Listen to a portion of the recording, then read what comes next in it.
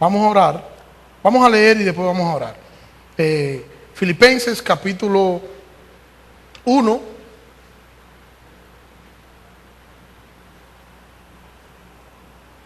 Quiero leer el texto que hemos estado analizando completo y luego nos quedamos en el texto que nos queda para hoy.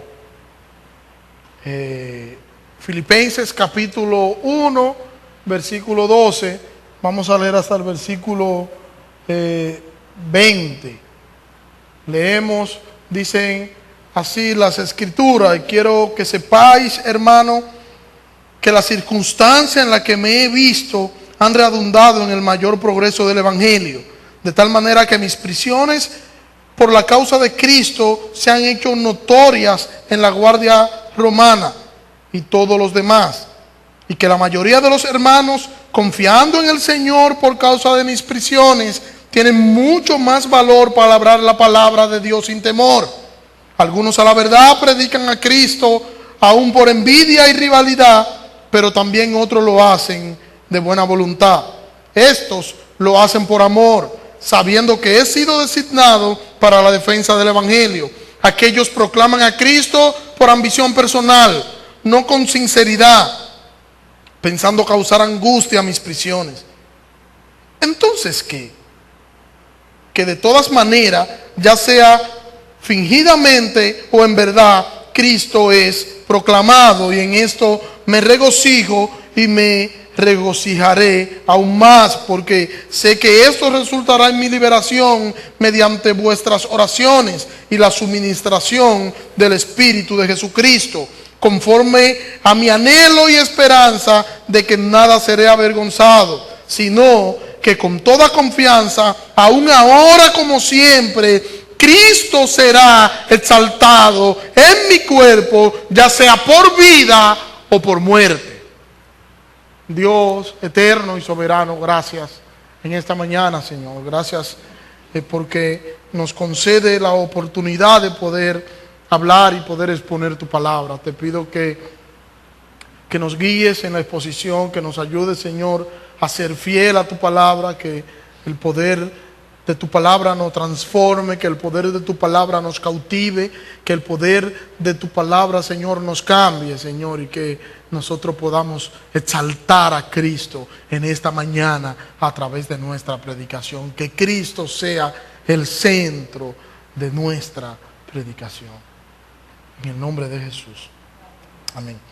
Tenemos varias semanas que iniciamos en torno a este capítulo de Filipenses, a la altura del versículo 12, y venimos haciendo un relato de manera sistemática con relación a lo que es todos estos acontecimientos que estaba viviendo el apóstol Pablo y cómo el apóstol Pablo estaba enfrentando la situación en la que él se encontraba. Vimos algunos detalles y llegamos a la conclusión de que el apóstol Pablo había tomado la situación difícil que le había sucedido como algo bueno, porque él entendía que si él daba gloria a Dios con esto que le estaba sucediendo, entonces valía la pena sufrir, valía la pena padecer, valía la pena tener crisis, siempre y cuando esto podría servir para el avance del Evangelio, por ende para la gloria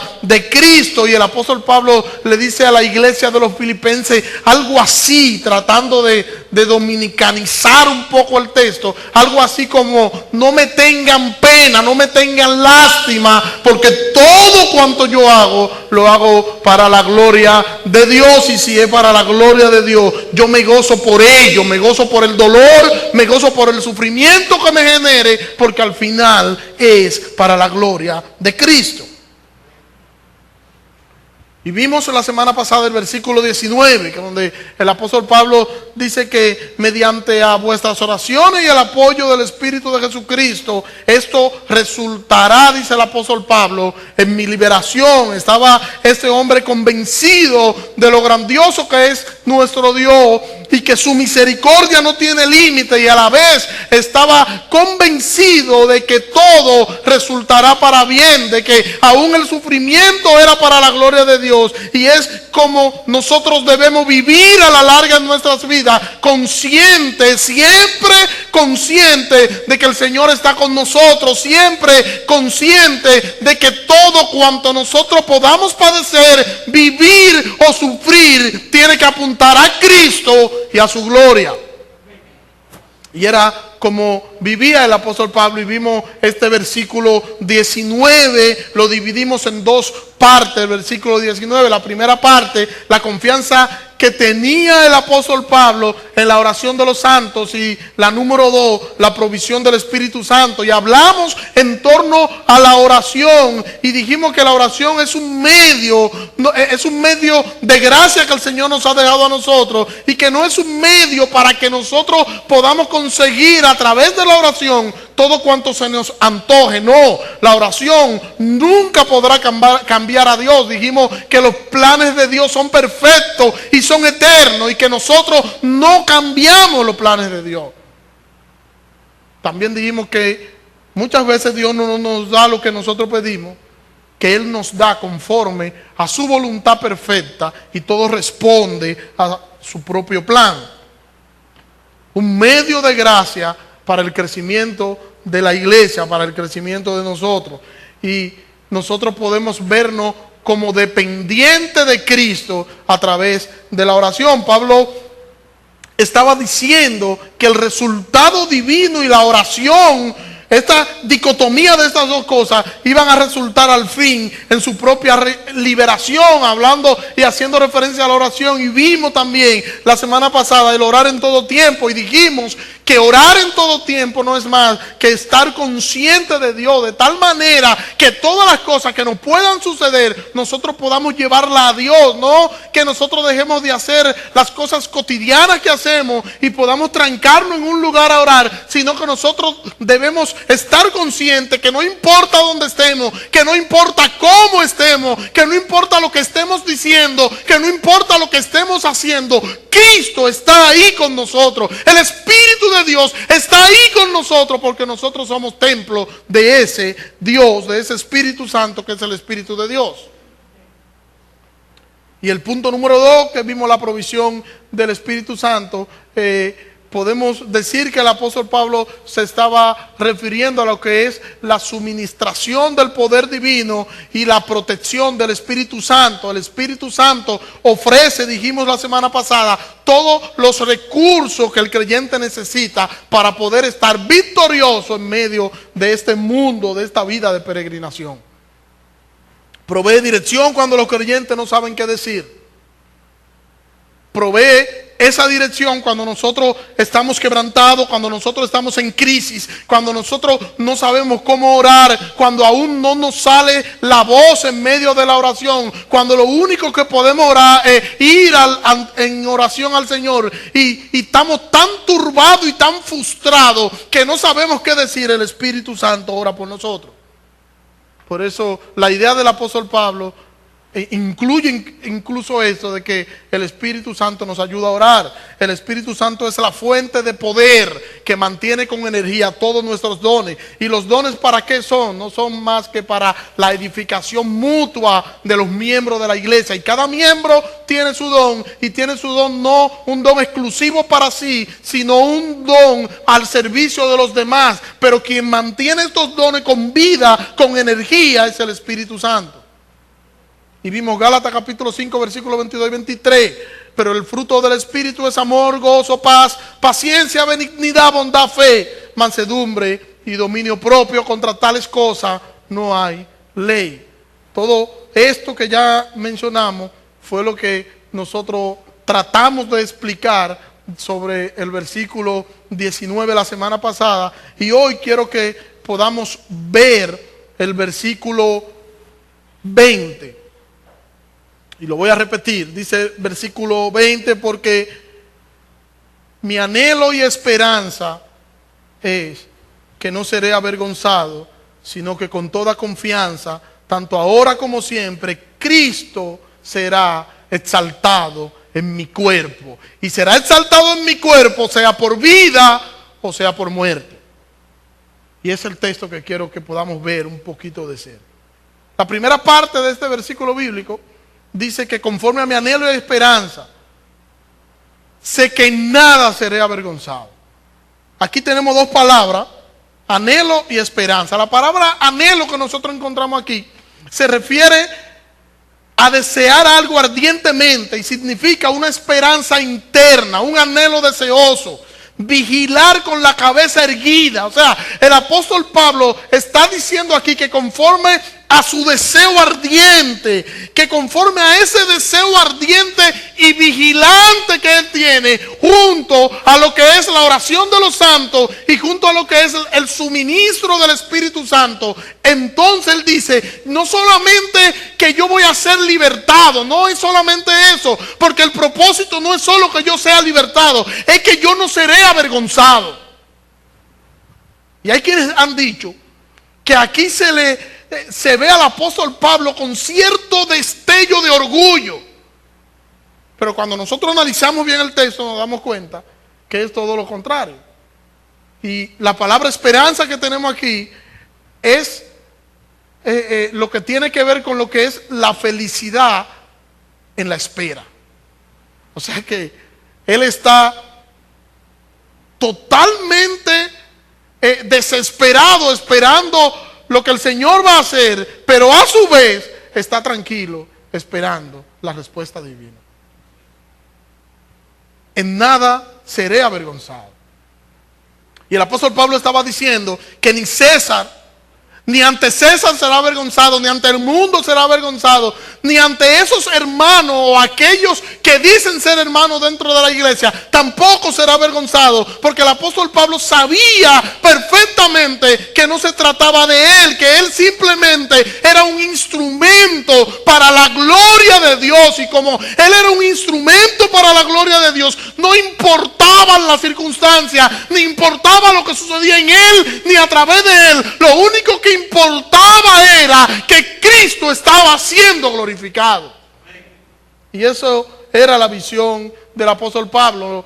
Pase lo que pase, suceda lo que suceda, no se trata de lo que yo pueda sentir, se trata de la gloria de Dios, se trata de cómo yo pueda dar gloria a Dios, no se trata de cómo me traten, de cómo me reciban, de cómo me miren, de cómo digan, no se trata de eso, se trata de Cristo, de su gloria y de que yo soy un instrumento para yo glorificar a mi Cristo, a mi Señor.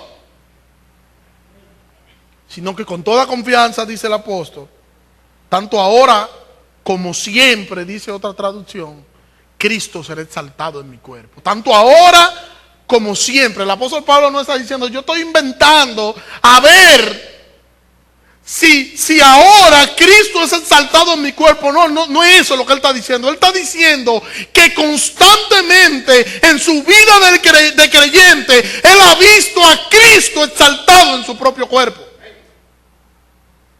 Tenía Pablo un conocimiento claro de que el cuerpo del creyente es templo del Espíritu Santo. Y podemos verlo como él se lo dice a los Corintios, en la primera carta a los Corintios, capítulo 6, versículo 19, le dice a los Corintios, ¿o no sabéis que vuestro cuerpo es templo del Espíritu Santo, que mora en vosotros, el cual tenéis de Dios y que no sois vuestro? Estaba consciente el apóstol Pablo de que mi cuerpo no es mío, de que mi cuerpo es de Dios. Y que como mi cuerpo no es mío, que mi cuerpo es de Dios, por eso yo debo tener mi cuerpo al servicio de la justicia. Mi cuerpo debe estar al servicio de Cristo. Mi cuerpo debe ser un cuerpo santo para Cristo, santo para la gloria de Dios. Eso significa entonces que yo no puedo vestir mi cuerpo en el caso de los hombres y de las mujeres, porque a veces solamente dicen en el caso de las mujeres, en el caso de ambos, yo no puedo vestir mi cuerpo pensando en cómo me ven, en el caso de la mujer, en cómo se notan las curvas y cómo se define mejor su cuerpo. Esta ropa define mejor mi cuerpo. La mujer no debe vestir su cuerpo pensando en cómo se definen mejor sus curvas. No debe peinar su pelo pensando en cómo la ven las demás mujeres. Porque no es un secreto que las mujeres se visten para las demás mujeres, que se peinan para las otras mujeres, para el echabaineo. Pensando en cómo las demás la ven, en cómo las demás la pueden ver. las casadas estar pendientes de agradar a sus maridos, y en eso no podemos errar en eso. Las casadas deben estar pendientes de cómo agradar a su marido en esto que ya yo he dicho, pero también deben entender que esos hombres se van a deleitar y deben deleitarse en ella porque son sus esposos, son sus esposas. Pero también deben entender que ese cuerpo que tú estás vistiendo y ese cuerpo en el cual tu esposo se va a deleitar, ese cuerpo también es templo del Espíritu Santo. Y que como templo del Espíritu Santo, tú tienes que cuidar el lugar en el que mora el Espíritu de Dios. En otras palabras, las mujeres deben entender, las mujeres cristianas, que el Espíritu de Dios mora en ellas. Y que como el Espíritu de Dios mora en ella, deben ser prudentes a la hora de vestir su cuerpo. Tu cuerpo no es tuyo. Tu cuerpo es de Dios y es de tu marido. ¿Me entendieron las mujeres que están aquí? Tu cuerpo no es tuyo. Tu cuerpo es de Dios y es de tu marido. Y tú tienes que honrar a Dios en tu vestimenta y tienes que también agradar a tu marido. Pero tú no puedes andar vestida como te dé la voluntad. Este no es el caso de nosotros, porque nosotros no hacemos este tipo de cosas de las que yo voy a decir ahora. Pero hay mujeres, hermanas en iglesias que invitan a uno a predicar, que son iglesias que suelen ir al frente al altar, grupos que suelen ir al frente al altar, y la mujer y los hombres se ponen de espalda a los que están allá y se ponen de rodillas, y hay mujeres que se visten de una forma que uno dice, pero ¿y cómo es esto? ¿Cómo es posible? Enseñando lo que no deben enseñar. Las solteras deben cuidar su cuerpo para el Señor. Las esposas no solo deben deleitar a sus maridos, también deben honrar a Dios con sus cuerpos. No solo deben deleitar a su marido, también deben honrar a Dios con sus cuerpos. Amén. Eso significa que tú debes saber lo que tú te pones y debes estar consciente que cada cosa que tú pongas en tu cuerpo, que cada cosa que tú pongas para adornar y vestir a tu cuerpo, tú tienes que honrar a Dios con esas cosas. Que tú debes tratar de no usar ropa muy ceñidas al cuerpo, porque hará que otro peque.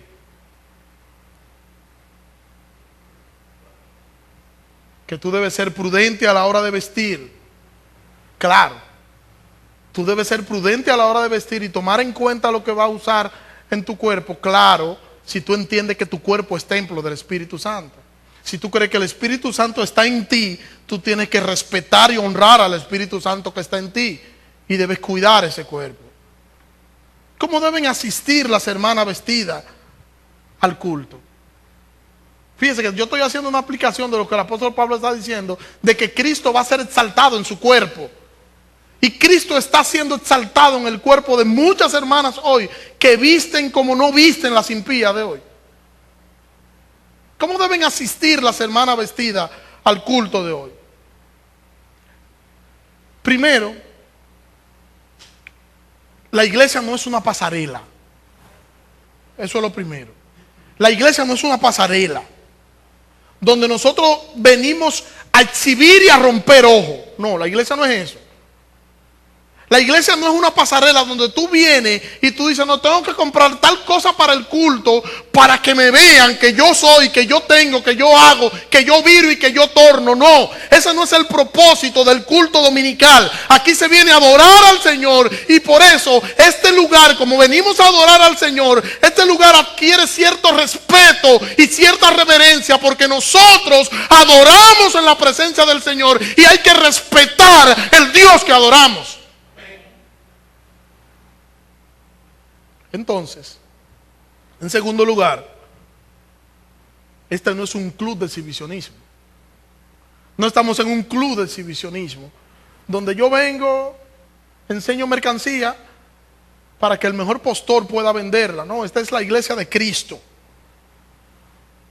Este es el lugar donde se junta la iglesia de Cristo, donde la iglesia de Cristo se junta a adorar. Y Cristo merece y Cristo exige reverencia de nosotros.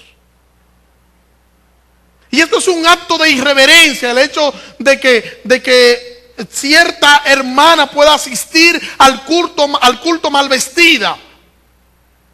Fíjense que nosotros no tenemos problema ni que sea pantalón, ni que sea vestido, ni que sea falda, no, es que sea prudente a la hora de vestir.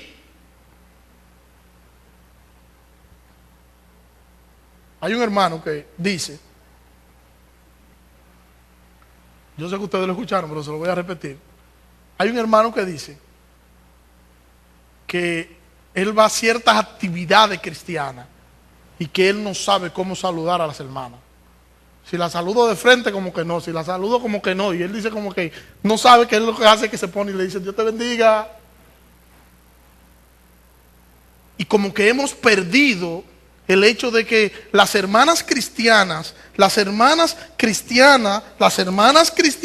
deben vestir con prudencia y con modestia. Y como hoy el no, nada, no importa, eso no es nada, eso está todo bien, eso está todo chévere. No, usted tiene que vestir para la gloria de Dios. No es solamente que usted diga, no, que mi vida es para la gloria de Dios. No es que tú tienes también el vestuario, tú debes incluirlo ahí. Y tú tienes que vestir y honrar a Dios como tú viste tu cuerpo.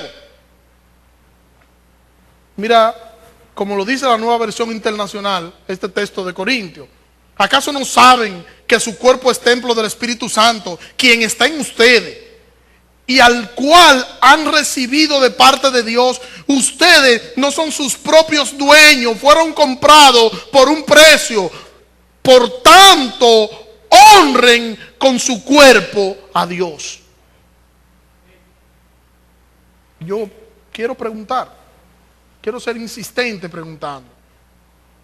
¿Estamos honrando nosotros a Dios con nuestra forma de vestir? El texto dice que nosotros no somos nuestros propios dueños. El Señor es el dueño de mi cuerpo. ¿Y tú estás honrando al dueño de tu cuerpo? Te lo dejo de tarea. El sumo sacerdote en el Antiguo Testamento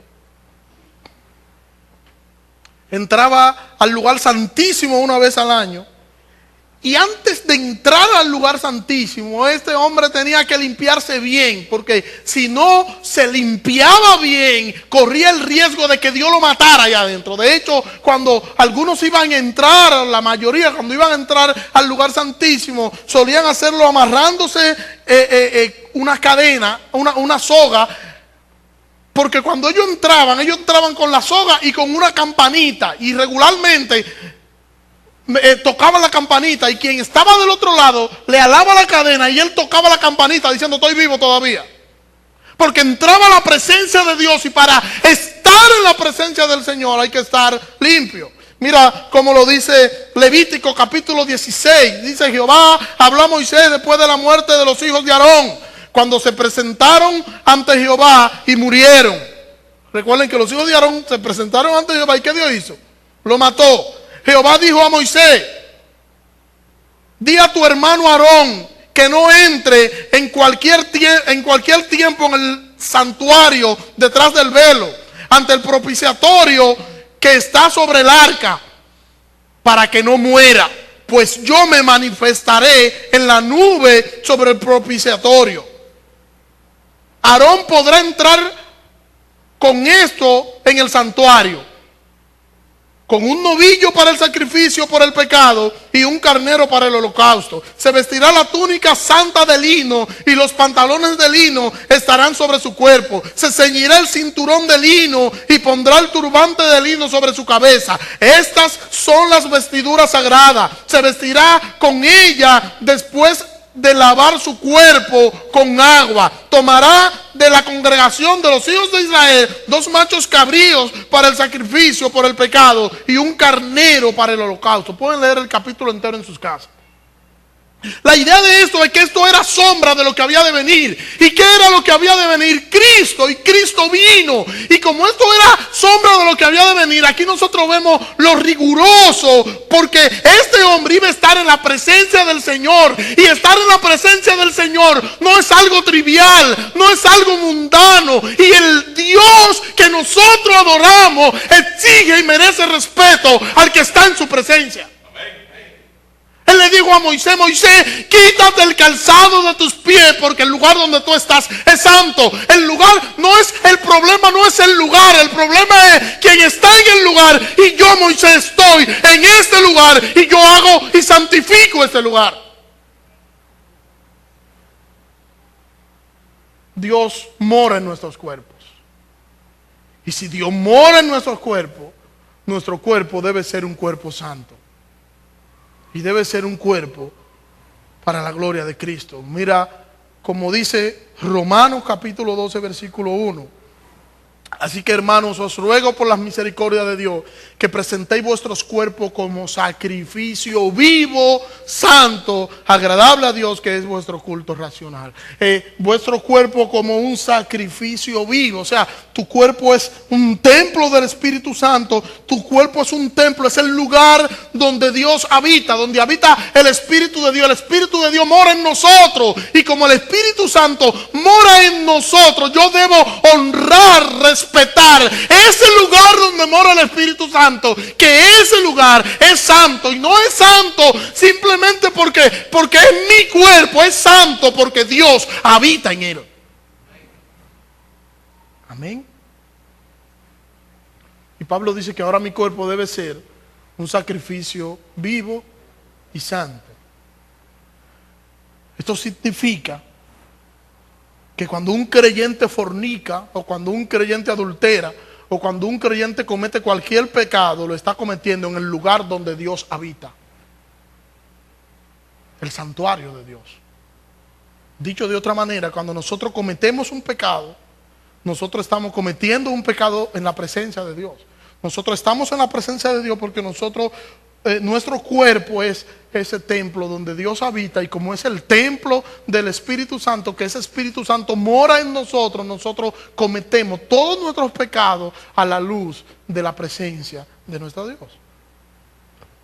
Y por eso debemos cuidar nuestros cuerpos, porque Dios habita en nuestros cuerpos.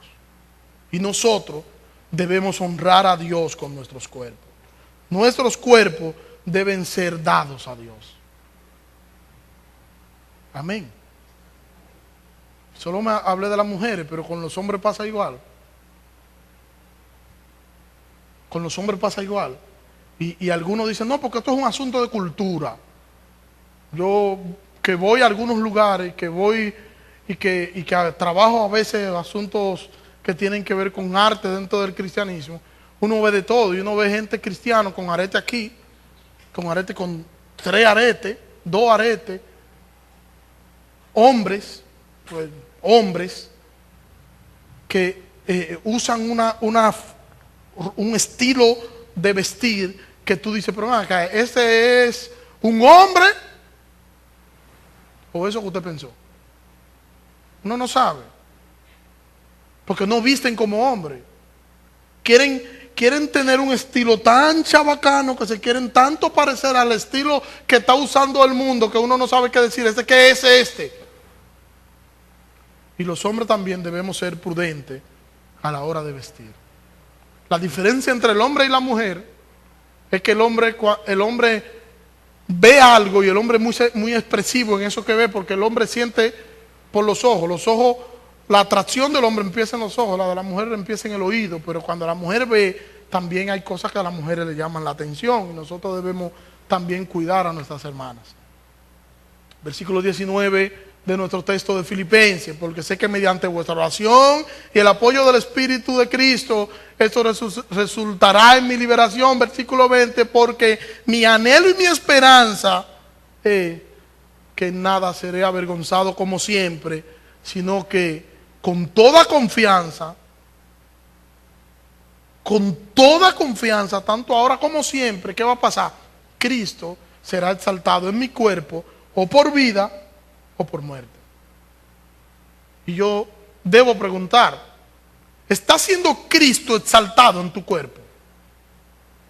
¿Estás tú consciente de que tú estás constantemente en la presencia de Dios? ¿Sabes tú que tú eres templo del Espíritu Santo? Tú vives como que el Espíritu de Dios vive en ti. Pablo dice, como siempre será exaltado en mí, como siempre Cristo será exaltado en mí. Aún en la situación adversa, Pablo sabía que él era un instrumento para glorificar a su Señor.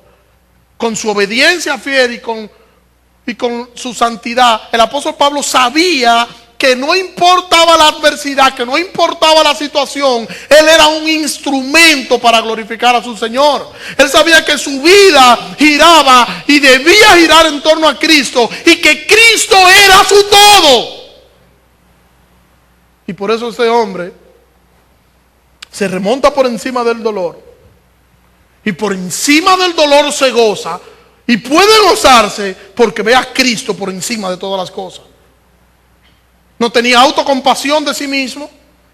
Cuando llegaba el dolor, él lo veía como una oportunidad para glorificar a Cristo. Y quiero decir algo con relación a la autocompasión. La autocompasión es pecado. La autocompasión es pecado. La persona siente pena de sí misma, producto de situaciones que entiende que no merecía estar pasando. Debería estar en otra posición. Yo no merezco tal o cual cosa, o yo no merecía tal o cual cosa. Y esa autocompasión lo que termina es culpando a Dios de lo que me está pasando, porque yo no merezco esto. Y como yo soy el centro, y como Dios está interesado en que yo esté bien, en que todo gire en torno a mí, entonces yo no merezco eso. No se trata de eso. Se trata de la gloria de Dios. Y quien importa aquí es Dios y su gloria. Y no importa el precio, no importa el costo. Si yo tengo que sufrir, pues gloria a Dios por ello. El que se autocompadece no mira a Dios, se mira a sí mismo. Y termina culpando a Dios de todo cuanto le acontece, aunque no lo diga así, pero eso es lo que termina haciendo. Lo que está Pablo diciendo es: qué bueno que estoy sufriendo por Cristo, porque mi sufrimiento está dando gloria a su nombre. Qué bueno que estoy sufriendo. Y esa es la actitud de nosotros. Porque Pablo sabía que su cuerpo le pertenecía a Cristo y que Cristo iba a ser exaltado las veces que sean necesarias en su propio cuerpo. Él estaba dispuesto a sacrificarse a sí mismo para que Cristo sea exaltado, y no importa lo que eso costara, porque su visión no estaba en el mundo, su visión no estaba en las circunstancias, su visión no estaba en Roma, no estaba en la casa del César, no estaba en la iglesia. Su visión estaba en el Cristo que lo salvó y que le dio vida. En él estaba la visión del apóstol Pablo. ¿Y la nuestra dónde está? Mi cuerpo es un instrumento para la gloria de Cristo. Y eso no era algo nuevo para el apóstol Pablo. Era algo recurrente que Cristo sea exaltado en el cuerpo del apóstol Pablo. Ahora, ¿qué yo haré? ¿Qué yo haré? ¿O qué yo debo hacer? ¿Lo que me hace sentir bien? ¿Lo que me hace sentir feliz? ¿Lo que me hace sentir amado? ¿Lo que me hace sentir realizado? No es eso lo que yo debo enfocarme. ¿Qué yo haré? Bueno, yo debo hacer lo que glorifique a Dios, aunque eso signifique que yo debo sufrir, pero debo hacer lo que glorifique a Dios, porque al final es lo único que me conviene, y para eso Dios me ha puesto en el lugar donde estoy. Aunque eso signifique amar a quien no me ama, ayudar a quien no me ayuda, a pensar en quien no piensa en mí. Lo que da gloria a Cristo no siempre es apetecible para nosotros. Lo que da gloria a Cristo muchas veces es doloroso, pero le aseguro que no existe nada mejor. No existe nada mejor que hacer lo que glorifica a Cristo, aunque sea doloroso. En el mundo ustedes tendrán aflicción, pero confíen, yo he vencido el mundo. Él no dice, en el mundo van a haber aflicción, pero yo se la voy a quitar. No, esta va a servir como un taller para yo formar mi carácter en ustedes. Confíen que yo les voy a dar la fuerza suficiente para que ustedes puedan resistir. No existe nada mejor que hacer la voluntad del Señor, que hacer y vivir para la gloria de Dios. Usted podrá decirme, bueno, pastor, es que usted no se imagina lo que a mí me está pasando. Y yo te podría decir, y si la voluntad de Dios es que tú vivas toda la vida sacrificado o sacrificada, ¿qué? ¿Seguirás amándolo? ¿O dejaría de ser creyente? Tu respuesta me dice si eres un creyente genuino o si no eres genuino. ¿Cuál sería tu respuesta? ¿Cuál sería tu respuesta, hermano? Piénsalo, quiero que lo piense y que lo analice. Y que te dé la respuesta a ti mismo. ¿Qué haremos nosotros después de saber que el Espíritu de Dios mora en nuestro cuerpo? ¿Qué haremos? Nosotros que hemos creído en Dios y sabemos que el Espíritu de Dios mora en nosotros, ¿qué vamos a hacer sabiendo eso? ¿Seguiremos viviendo una vida de espalda a Dios? ¿Seguiremos viviendo como que Dios no existe? ¿Seguiremos viviendo como que lo que importa es lo que me convenga y lo que yo pueda conseguir? ¿Qué haremos nosotros en torno a esa verdad? ¿Qué podría hacer el que no conoce a Cristo? El que no conoce a Cristo no tiene otra salida que abrir su corazón y dejar que el Espíritu de Dios haga morada en él y que Dios lo pueda salvar. No tiene otra salida. ¿Qué harás? Tener a Cristo es tenerlo todo. No tener a Cristo es estar en bancarrota espiritual. Pablo dice, conforme a mi anhelo y esperanza, sé que en nada seré avergonzado, sino que con toda confianza, tanto ahora como siempre. O sea, no se trata de un asunto de que bueno, esto es algo accidental que me está pasando, no es común lo que me está pasando, yo sé que Dios me va a sacar de esta. No, tanto ahora como siempre, yo estoy dispuesto a que Cristo sea exaltado, a que Cristo sea glorificado en mi cuerpo. No importa lo que eso signifique, sea vivo o muerto, gloria a Dios. Eso está diciendo el apóstol Pablo. Pablo estaba diciendo que no importaba el resultado del proceso judicial. A él no le importaba ser libre, si era libre o si era condenado o incluso si lo llevaban a la muerte. Su ambición no era ni estaba puesta en eso, sino que estaba puesta en exaltar a Cristo en su cuerpo. ¿Qué tanto te importa lo que te sucede? ¿El resultado de una crisis es lo que te importa? ¿O cómo tú glorificas a Cristo en medio de ella?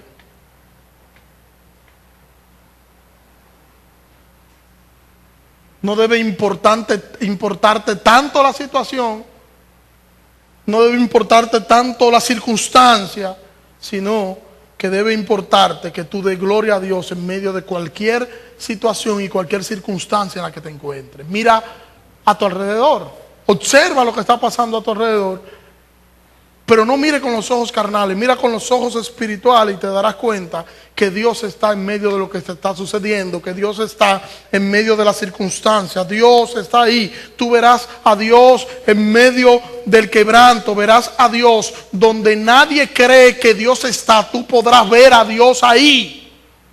Y hazte la siguiente pregunta: ¿cuál es la voluntad de Dios para mí en medio de esta circunstancia? ¿Cuál es la voluntad de Dios para mí en medio de esta situación? ¿Estoy yo respondiendo de la forma en que Dios espera que yo responda? ¿Estoy yo dando gloria a Cristo? ¿O me estoy autocompadeciendo? ¿Qué yo estoy haciendo? Yo debo hacer que Cristo sea alabado por otros en los momentos en los que yo me encuentre, en las circunstancias en las que yo me encuentre, en la situación en la que los demás me ven, y ellos deben llegar a la conclusión de que este hombre es así, de que esta mujer es así, de que este hombre o esta mujer viven de la forma que viven porque viven para la gloria de Cristo. Ella ni él no viven para ellos, sino que viven para agradar a su Señor. Y eso tenga que terminar reconociendo a Cristo. ¿Ustedes recuerdan a los muchachos del horno de fuego? ¿Recuerdan? Daniel capítulo 3. Quiero leer para concluir con eso, porque no tengo tiempo para terminar lo que... Pero quiero leer eso y a decir algo y concluir. Daniel capítulo 3, versículo 3.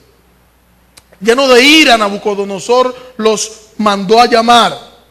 Cuando los jóvenes se presentaron ante el rey, Nabucodonosor le dijo: ustedes tres, ¿es verdad que no honran a mis dioses, ni adoran a la estatua de oro que he mandado erigir?